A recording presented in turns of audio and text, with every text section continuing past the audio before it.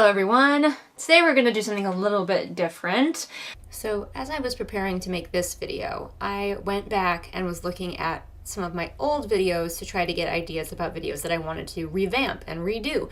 And I realized that I've actually kind of done this video already, but then I also realized that some of my videos from back then have like 40 views, so y'all don't watch my backlog. Y'all don't watch my old shit. But there is going to be an announcement at the end, so stick around if you want to know what's going on with my writing/publishing career. I was watching another AuthorTuber the other day, and they went back over like all of the books that they have written over their writing career. Again, so many like quotations, but their time as a writer, these were all of the books that they had written, whether they published them or not. And I thought back about it and I was like, wow, yeah, that sounds like a fun thing to do. A little while ago, actually, I got a chance to show off a lot of the books that I had written within a span of about 13 or so years. But there are also books that I have written that are lost to the sands of time, and I'm just going to talk about all the ones that I can remember. I've got about 22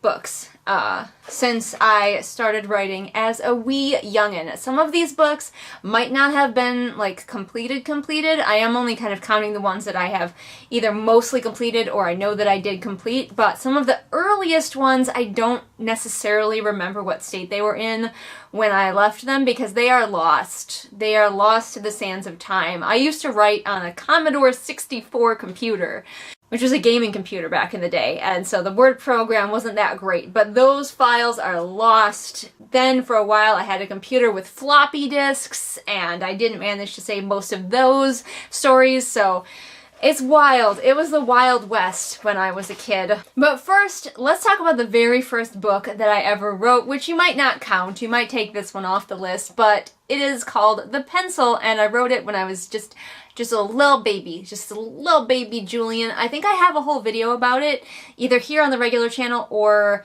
available to patrons. Become a patron for as little as $1 a month and get exclusive content like that. But that was the very first thing that I ever wrote. It had a little cover. The cover was about all it had. It had illustrations. It made no sense, and it was adorable. And I still have it somewhere. The second book that I can remember that is lost, I had recently watched Dragonheart. An extraordinary alliance. I hope you like it well done. I don't know how old I was, but I was preteens, and I became obsessed with the idea of a guy and a dragon teaming up, and so I wrote a story about that. This one I'm not sure that I ever finished. I didn't know where I was going, because I was a pantser even then, so I just kind of wrote about them, and that's it. So it was kind of my baby's first fan fiction, really. Even though it wasn't about the same two characters, it's 100% just stole the concept of a dragon and a human working together. Also lost to the sands of time was a historical fiction I tried to write as a kid, taking place during the Revolutionary War. I remember I got real sidetracked talking about the horses, so like, even then I was much more into animals than whatever the humans were doing, so it could have just turned into a book about George Washington's horse. I don't think I finished that one either. These two, I don't know how far I got, but I'm still counting them because I did make decent progress in them, even as a child. The next book that I got further in, and I think I got pretty close to finishing the first draft. I don't remember the name of it, but it was a unicorn book, because I had recently read some unicorn books. I was extremely influenced by what I was watching and reading as a child, go figure, and I had just finished like a series of unicorn books, so I wanted to write my own, but these were actually very different from the unicorn book series that I had read, and it involved a couple of young unicorns befriending a griffin, because like griffins were like their mortal enemies and they were always fighting, but then this griffin got injured and like fell to where the unicorns lived, and they befriended him, and then they had to leave to go to the human world for some reason, and humans like to capture unicorns and use them as like fancy horses, because in that mythology all you had to do was like to control a unicorn, all you had to do was like put a rope around his horn essentially, and you could lead him wherever. Like as long as you controlled that, you controlled the whole unicorn. It was weird, but that was my mythology. And so they got captured by humans like almost immediately, and it was just like them escaping, them befriending humans, them befriending griffins, what was going on with the griffins back home, because like the evil griffin queen was coming to kill the unicorns. There was a lot going on, and I still remember a lot about it, but that was like That was the furthest I think I got in any story. It was going to be a series, so I think I was pretty close to being done with like book 1, however long that turned out to be, and I was gonna like continue with the series. But I stopped. Next, we have the first book that I 100% did finish the first draft of.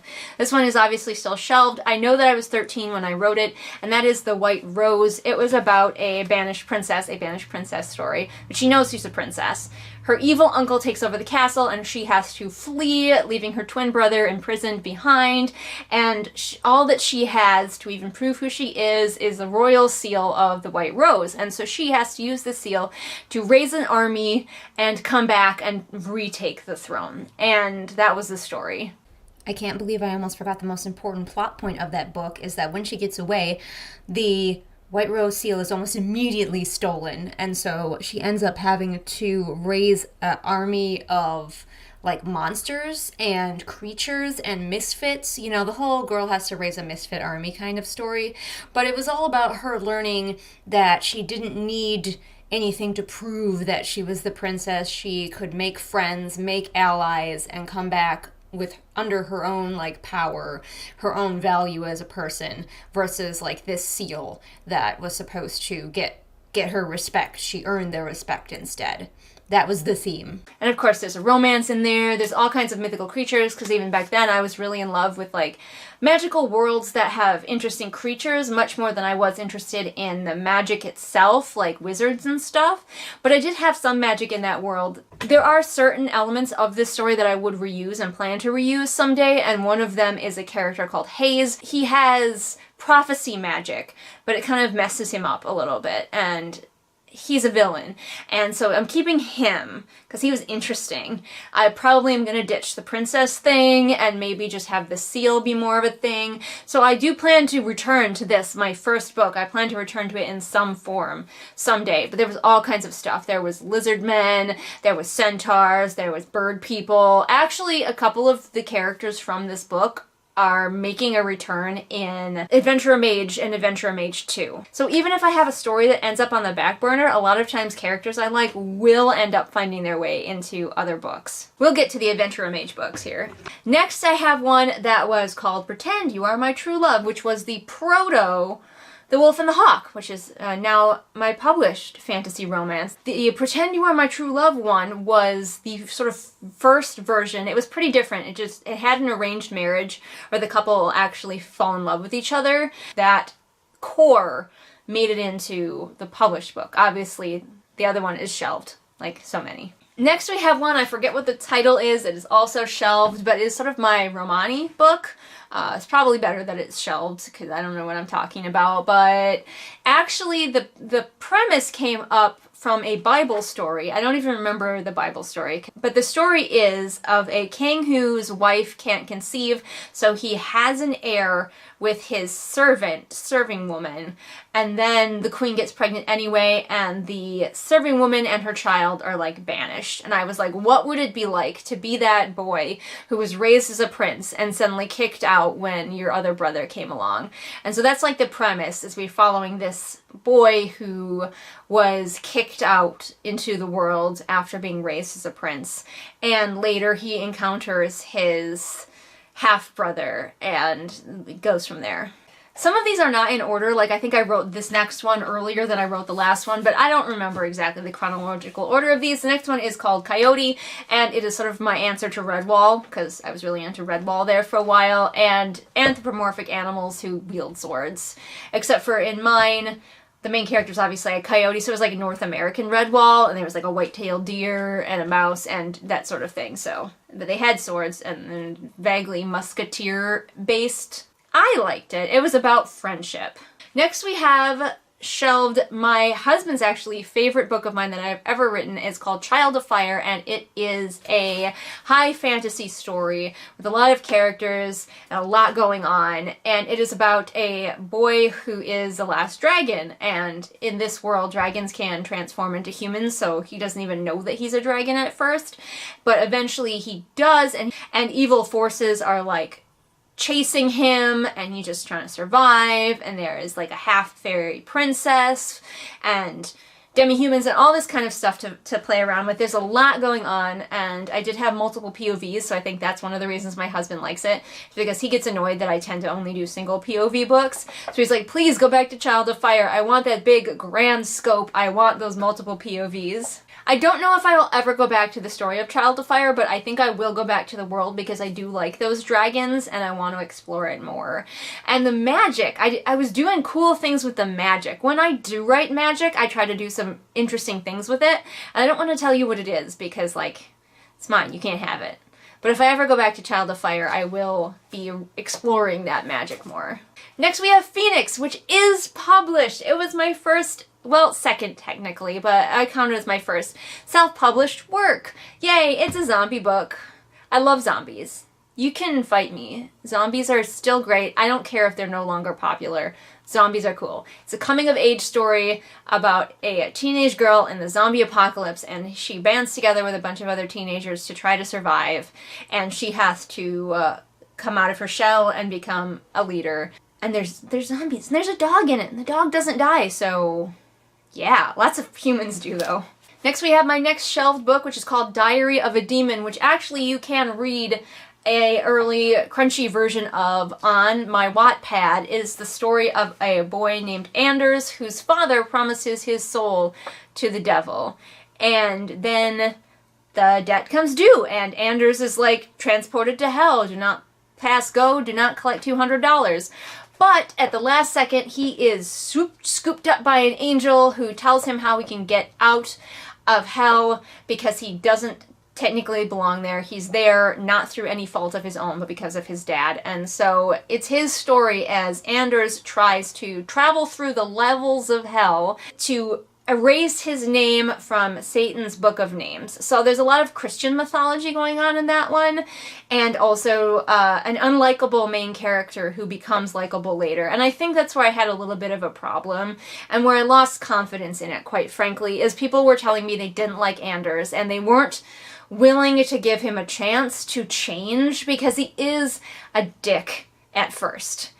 But he grows, he changes, he learns. People weren't willing to follow the story long enough to give him a chance to do that, and I'm not sure why, but he is intentionally unlikable, and I think that's where I struggled, and so I just kind of gave up on that story, but you can read it on Wattpad if that interests you. Next, we have Boots, which is my Puss in Boots retelling, and that one was querying for a long time, but I am 1000% certain that I hit it right at the end of when fairy tale retellings were popular, and so no one is looking for fairy tale retellings anymore. Next up, we have The Game, which is currently querying. It's going under the name Song of Battle now because The Game is other books called The Game, and I don't want to confuse people, but it is the story of intergalactic gladiatorial combat and a team of nobodies whose team was literally designed to fail, to die, and they are just trying to survive. And mostly this book is not necessarily about the premise, although of course it is. There's a lot of hectic action, like this is one of my most action-heavy books. But it's also about these people and this team that forms, and it is querying right now, but I think I'm struggling to make it stand out, because people see like, oh, gladiatorial combat, oh, you know, oh, Hunger Games, boring, yawn.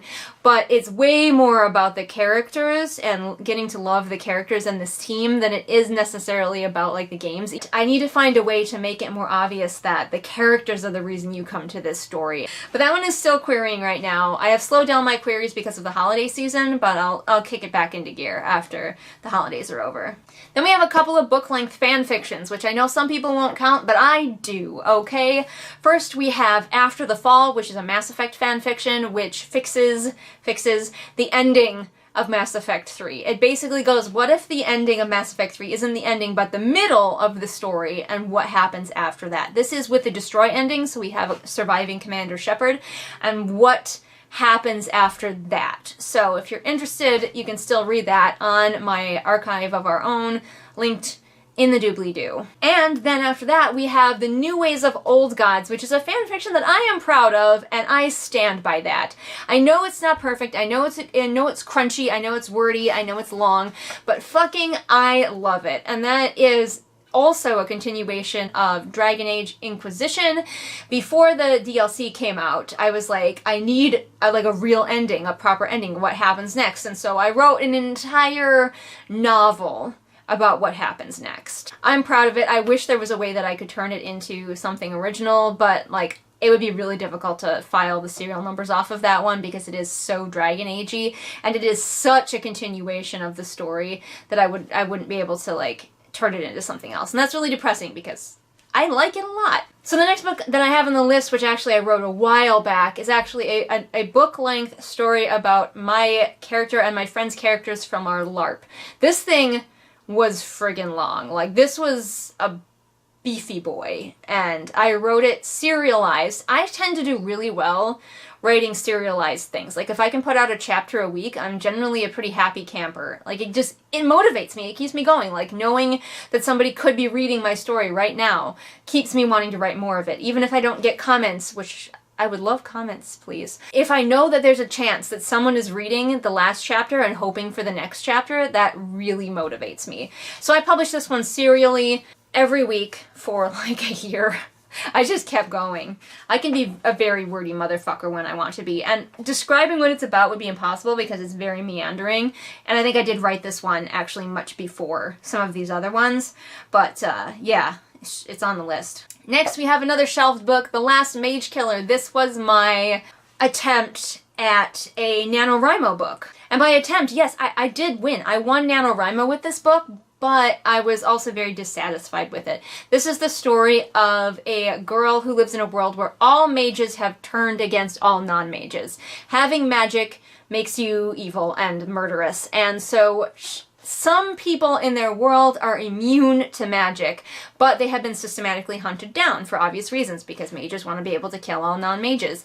And the main character of the story is the last one who is immune to magic, at least that they know of. So she is the last mage killer. Her job is to go to this special school with these other warriors where they will learn to kill mages.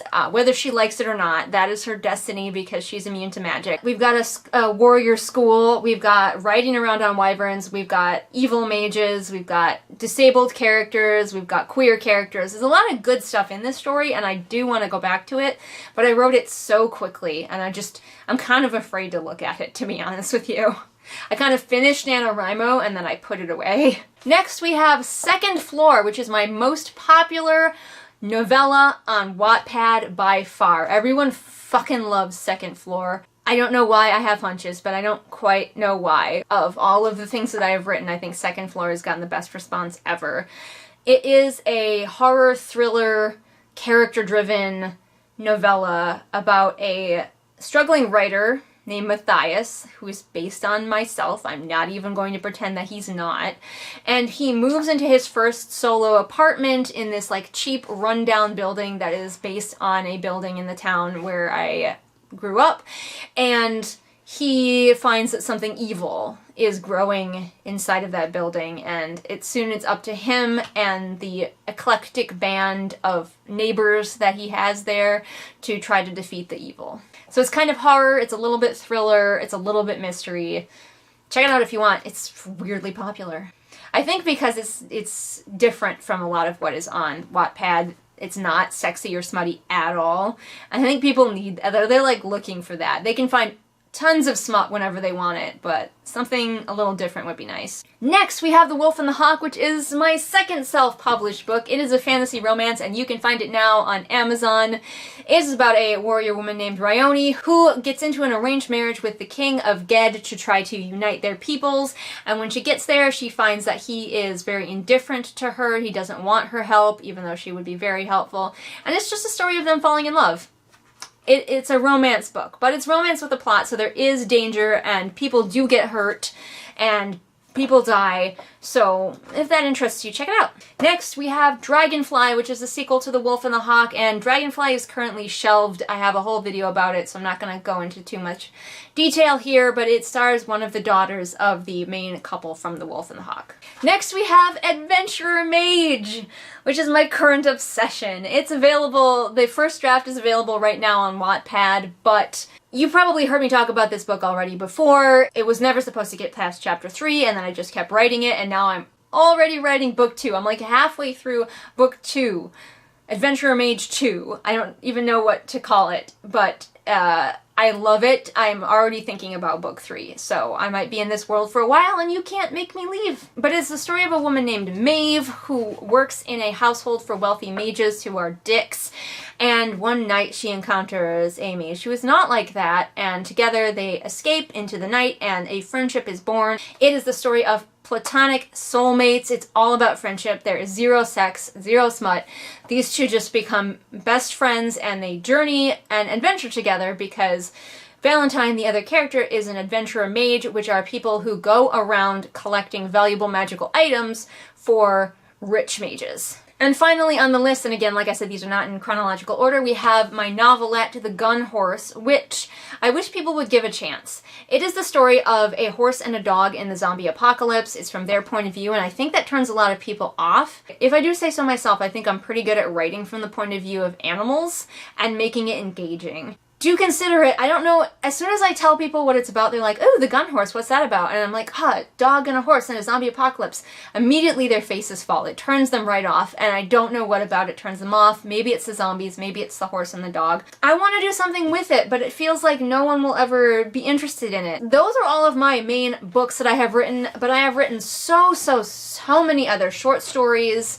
So a few of them are up on Wattpad, some of them, a lot of them are fan fiction, so you can find them on my AO3, but I have been writing a lot throughout my lifetime. I have an announcement. This is time for the announcement, everyone. Yay! My patrons already know this, so if you want to be up to date on what's going on with me, like immediately, become a patron over on my Patreon. I decided to shelve Dragonfly, and I was really feeling sad that I would not have a book to bring out for you guys in 2022, and then I was looking back and I was like, you know what? Boots deserves love. I think that it is a good, charming, entertaining little book, and so I am going to be self-publishing Boots, my Puss in Boots retelling this coming up year, hopefully. Fingers crossed if nothing else happens. I'm already going back through it. I had chopped it down considerably because of word count restrictions. One of the reasons I think that was failing in queries is that it's a little bit long for what agents are looking for a debut fantasy book. Agents are looking for any reason to dismiss your book. So, this year, Boots! Yay! Publishing it, and you can read it. Also, I won't feel quite so guilty for not having something put out this year. And also, a big thank you to all of my patrons who will be helping me pay for a cover. I'm already talking to my cover designer. That's my big announcement. Look forward to Boots coming out sometime this year. I'm not even going to project when I think it's going to be, because I'm still working on this whole full-time job thing, and I'm writing Adventurer Mage 2, and I'm a little bit editing Adventurer Mage 1, so I'm doing a lot of things, so I can't tell you how fast it's gonna come out, but I have decided. I have made the decision. It's already finished. I just need to like put it back together a little bit, put in some scenes that I took out for word count, because honestly those scenes do make the book better. You can read, like I said, a lot of these on my Wattpad, at least a crunchy earlier version of them, so go check them out if any of them interest you, or purchase one of my already self-published books if they interest you. Thanks so much for watching and sticking with me here on this channel. All the links to like everything are in the doobly-doo for ease of your clicking, and I will see all of you again next time with whatever I happen to be doing next time. Bye! I'm as poor as a church mouse that's just had an enormous tax bill on the very day his wife ran off with another mouse, taking all the cheese. Well, thank goodness I have patrons. Patrons like Swamp Goblin Waifu, Ashley, Sophia, Merween, Kit, Hidden Glade, Persephone, Light Julie, Anna, Belle, Anne Sophie, Callison, Ray, Shelby, Zaire, Jesper, Irene, Scribbling Cat, Savvy, Jenny, Amanda, Lisa, Sarah, and Lennox. Thanks again for all your support, everyone. I am the writer of fictions. I am the heart that you call home. And I've written pages upon pages, trying to rid you from my bones.